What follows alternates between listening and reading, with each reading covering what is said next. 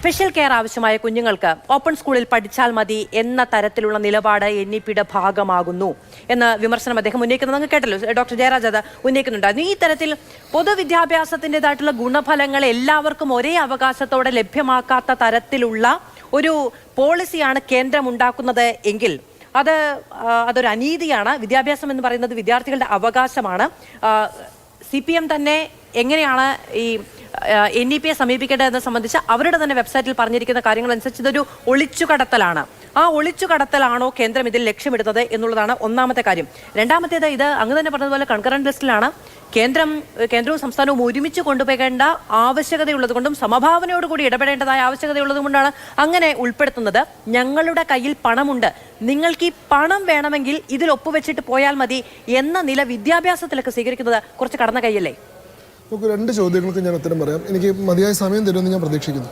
ആദ്യത്തെ കാര്യം, ശ്രീ ജയരാജ് അദ്ദേഹത്തിൻ്റെ കഴിഞ്ഞ ഊഴത്തിൽ ഈ പറയുന്ന ശാരീരിക പരിമിതികൾ നേരിടുന്ന വിദ്യാർത്ഥികൾ, കാഴ്ച പരിമിതിയുള്ളതോ കേൾവി പരിമിതി ഉള്ളതോ ആയ കുട്ടികളെ സ്പെഷ്യൽ സ്കൂളിൽ മാത്രമേ ചേർക്കാൻ സാധിക്കുള്ളൂ, സാധാരണ സ്കൂളിൻ്റെ ഭാഗമാക്കാൻ സാധിക്കില്ലെന്ന് പറയുന്ന ആഭാസമാണ് ഈ പുതിയ വിദ്യാഭ്യാസ പദ്ധതിയുടെ ഭാഗമായിട്ടെന്ന് പറഞ്ഞു.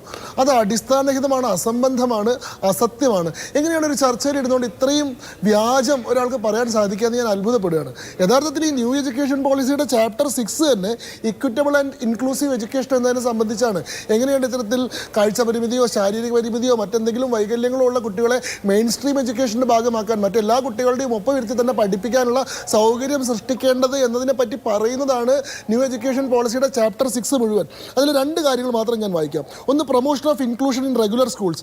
The policy prioritises enabling children with disabilities to participate fully in regular schooling from foundational stages to higher education. It calls for inclusive schools where students with and without disabilities learn together with accommodations like cross disability trained educators, resource centers, assistive devices, technology based tools and barrier free infrastructure. Okay.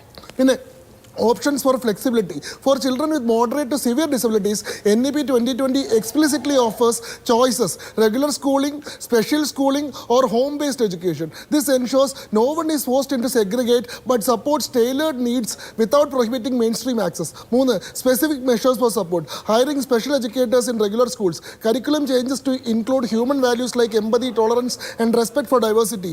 Special educational zones in disadvantaged areas to boost enrollment and resources. Alignment with the Right of Persons with Disabilities Act of 2016, which mandates non-discrimination and reasonable accommodation in mainstream education. അങ്ങനെ അവകാശം നിഷേധിക്കുന്നു എന്ന് പറയുന്നത് ഒന്ന്. രണ്ടാമത്തേത്, മോദിയുടെ ചിത്രം പ്രദർശിപ്പിക്കണം എന്ന് പറഞ്ഞ ഒരു കാര്യം. ഈ കാര്യങ്ങളൊക്കെ CPM തന്നെയാണ് മുൻപ് പറഞ്ഞിരുന്നത്. പിന്നീട് അസത്യമാണെന്ന് അങ്ങേക്ക് ബോധ്യപ്പെട്ടല്ലോ? ഞാനല്ല ആരോപണം. അദ്ദേഹം പറഞ്ഞത് തെറ്റാണെന്ന് ബോധ്യപ്പെട്ടല്ലോ. ഞാൻ ന്യൂ എഡ്യൂക്കേഷൻ പോളിസി ഡോക്യുമെന്റിൽ നിന്നാണ് വായിച്ചത്. അതിലൊരു ചാപ്റ്റർ തന്നെ 2030 ഈ പറയുന്ന സ്പെഷ്യൽ സ്കൂൾ എന്ന് പറയുന്ന സങ്കല്പത്തിന് ഇല്ലാണ്ടാക്കണം.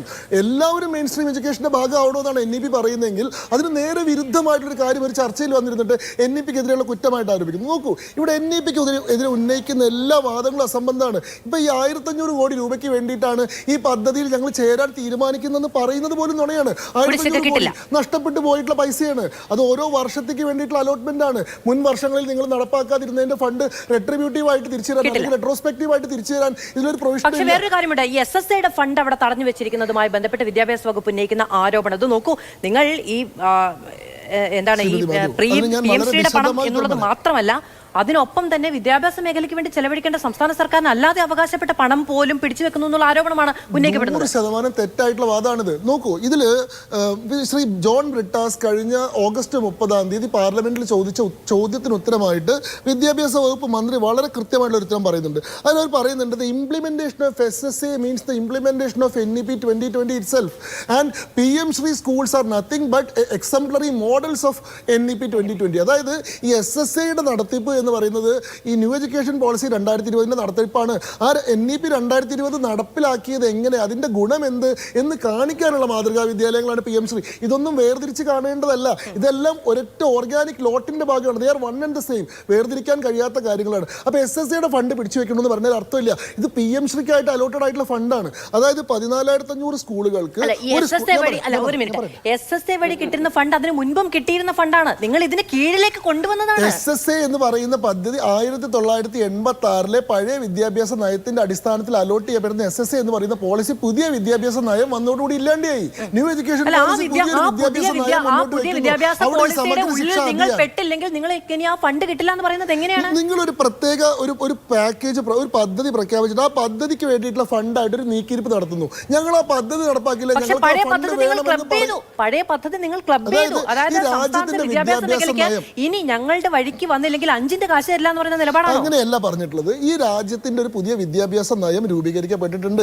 അത് ദീർഘമായിട്ടുള്ള കൺസൾട്ടേഷൻസിന്റെ അടിസ്ഥാനത്തിൽ 2015 മുതൽ നടത്തിയുള്ള കൺസൾട്ടേഷൻസിന്റെ അടിസ്ഥാനത്തിൽ ഏതാണ്ട് 2.5 ലക്ഷം നിർദ്ദേശങ്ങൾ സ്വീകരിച്ച് എല്ലാ ഭാഗങ്ങളെയും കേട്ടതിന് ശേഷം നടപ്പാക്കിയിട്ടുള്ളതാണ്.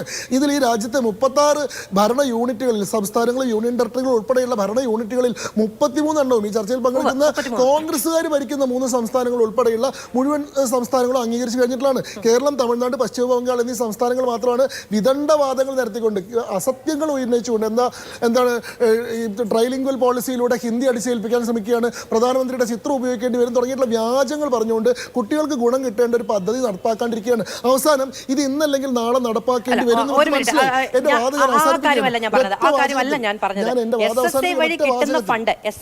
കിട്ടിക്കൊണ്ടിരുന്ന ഫണ്ട് നിങ്ങൾ ഈ ന്യൂ എഡ്യൂക്കേഷൻ പോളിസി 2020 കൊണ്ടുവന്നപ്പോൾ അതുവരെ കിട്ടിക്കൊണ്ടിരുന്ന ഫണ്ട് ഇതുമായി ക്ലബ് ചെയ്യുകയാണ്. അപ്പൊ സ്വാഭാവികമായും അതിൽ വിയോജിപ്പുള്ള സംസ്ഥാനങ്ങൾ എന്ത് ചെയ്യണം? ഇംപ്ലിമെന്റേഷന്റെ മാനദണ്ഡങ്ങൾ 2022 ശേഷം മാറി. 2022 അങ്ങനെ മാറ്റുമ്പോൾ അതിനോട് വിയോജിപ്പുള്ള സംസ്ഥാനങ്ങൾ എന്ത് ചെയ്യണം? വിയോജിക്കാൻ എങ്ങനെ സാധിക്കുക? കേന്ദ്രത്തിന്റെ നയം കേന്ദ്രമല്ലേ തീരുമാനിക്കേണ്ടത്.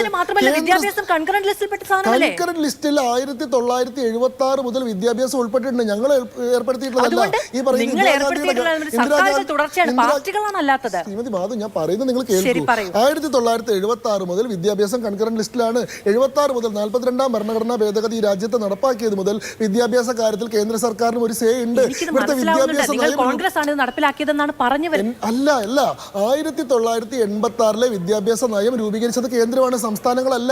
വിദ്യാഭ്യാസ നയം രൂപീകരിക്കുക എന്ന് പറയുന്നത് കേന്ദ്രത്തിന്റെ പ്രൊറോഗേറ്റീവ് ആണ്. അന്ന് രൂപീകരിച്ച വിദ്യാഭ്യാസ നയം അത് വളരെ പഴഞ്ചനായ പുരാതനമായിട്ടുള്ള പിന്തിരിപ്പനായിട്ടുള്ള വളരെ ആർക്കൈക് ആയിട്ടുള്ള ഒബ്സലീറ്റ് ആയിട്ടൊരു നയമാണ്. ഇന്റർനെറ്റ് ഉണ്ടാവുന്നതിന് മുമ്പ്, ഗ്ലോബലൈസേഷൻ ഉണ്ടാവുന്നതിന് മുമ്പ്, ഈ ആധുനിക ലോകം ഇങ്ങനെ ഉരുവപ്പെടുന്നതിന് മുൻപ് ഉണ്ടായിട്ടുള്ള ഒരു വിദ്യാഭ്യാസ നയം